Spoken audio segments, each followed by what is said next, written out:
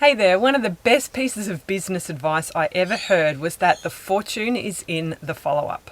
I actually had a question last week from Nellie who said to me, what's the best way to get back to inquiries without losing the clients?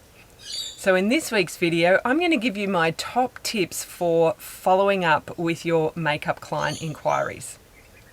Hey there, I'm Sue Louise. I've been a freelance makeup artist for 20 years and I'm passionate about helping the next generation of makeup artists become more successful freelancers. So here's the thing with follow-up. A lot of people avoid it. And really, when you avoid following up with your clients, you're potentially leaving a lot of bookings and a lot of money on the table. And I guess that's where that saying came from, the fortune is in the follow-up. Now, the first thing here is it can be a bit of a mindset issue. And Nellie's question was quite interesting because she said, without losing the client. Here's the thing, you don't actually have that client already, so you've really got nothing to lose. The client isn't yours until she's booked and paid her deposit. So if it's just an inquiry, you're not going to lose them. You might not get the client, but you can't lose what you don't already have. Do you know what I mean?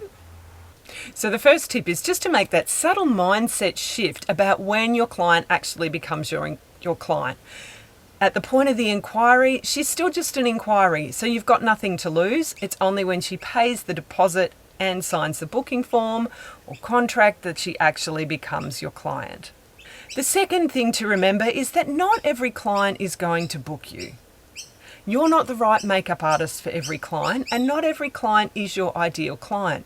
Now, it's the job of your marketing material to attract your ideal clients and to weed out those clients who are perhaps not the perfect person for you. But there will always be those times that people who are not your ideal client that will slip through, and they will send you an inquiry, but at some point along that inquiry process, that customer journey, they will realize that this is not the right artist for them, and so they won't go ahead and book you. So just remember that we're not the right artist for everyone. And it's like that with everything. You know, if you go to a restaurant and look at the menu, not every food on that menu appeals to you. So here we go with my top 4 tips for follow-up. Tip number 1 is when she inquires, to answer her questions but not to overload her with information. Now, your inquiries are going to come from a variety of sources, and some inquiries will be very lengthy. She'll give a lot of information and ask a lot of questions, whereas other inquiries could just be a simple, are you available on the 18th of October, or how much do you charge for makeup? Now, I do tend to find that inquiries come through about one of those two things, price or inquiry. So it's really important to just answer that question. If she hasn't asked about the price, don't tell her that at this point. Give her the information that she's looking for, but ask a couple of other open questions so that you can gain some more information for when it does come time to quote her.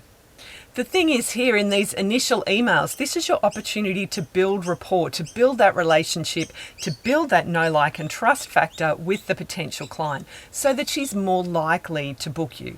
And if you go ahead and give her all of the information and tell her everything about your services and your pricing in that first email, then she may not have a reason to come back and continue that conversation.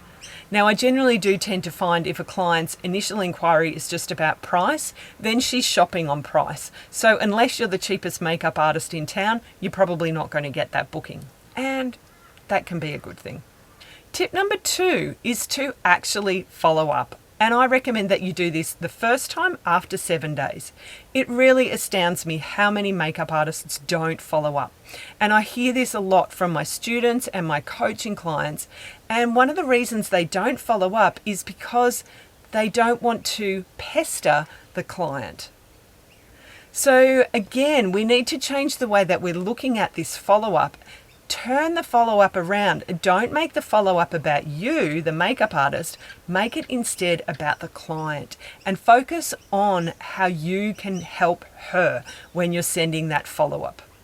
So when my students and coaching clients say to me that they don't follow up because they don't want to pester their clients, I ask them what sort of wording they tend to use when they are following up.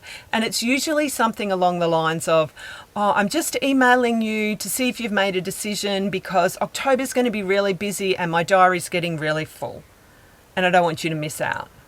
Now, that sort of an inquiry is really all about the artist.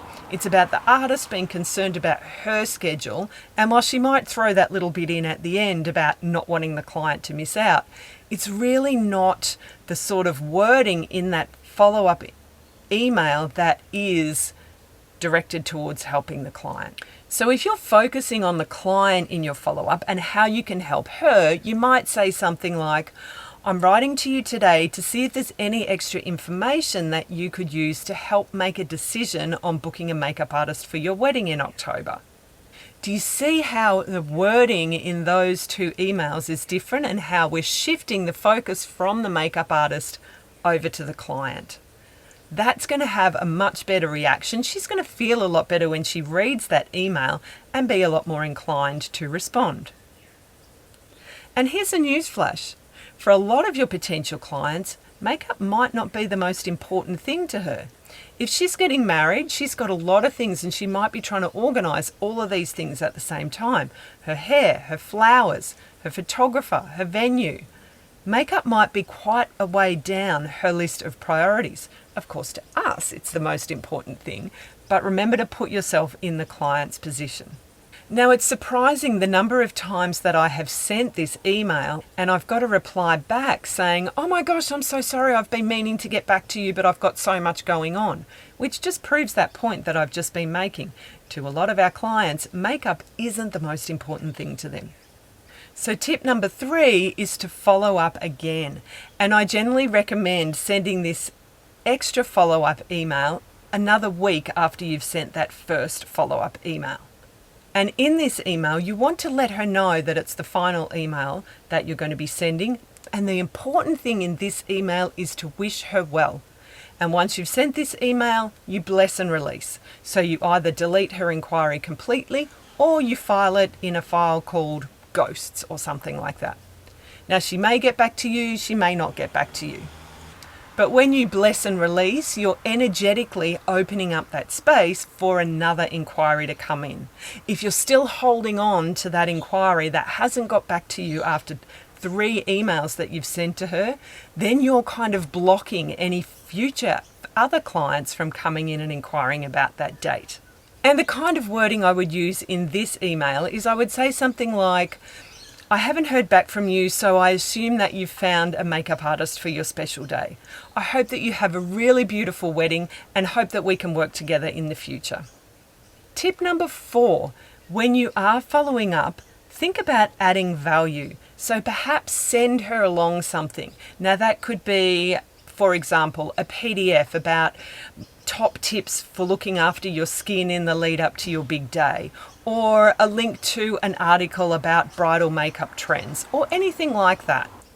Now, this is always a controversial tip. I have a lot of makeup artists that come to me and say, why would I give something away for free when the person might not even book me? So here's the reasons why you might consider doing that. Firstly, adding value is paying something forward.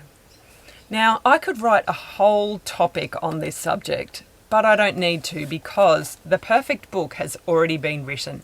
If you haven't read this book called The Go-Giver, I highly recommend, I'll put a link to the book down in the comments below, but I highly recommend this to everyone. It's only a short book and it's a parable, so it's a story, but it's a very, very powerful message in that book. So that's one I recommend to you. The key message in this book is to serve first and the money will follow. But by adding value, by giving something to your client, you're also standing out from the competition, which is a pretty important thing to do too. Now, it's kind of like me doing these YouTube videos. I don't earn any money from my YouTube channel. I don't have a large enough following and enough watch hours. If you have seen an ad before or during this video, that's actually YouTube getting the money from those ads. I don't earn any ad revenue. But the reason that I do these videos, well, as I said at the beginning, I'm passionate about helping the next generation of makeup artists become more successful freelancers. But this is a way for me to get my message out there, for me to build that know, like, and trust factor, for me to add value. Now, I know full well that the vast majority of people who watch these videos will probably never buy one of my online courses or sign up for my coaching programs, but there are some who will.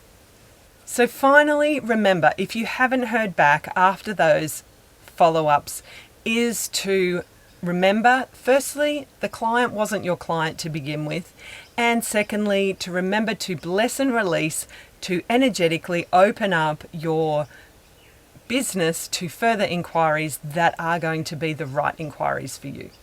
So I do hope that you found this tip helpful.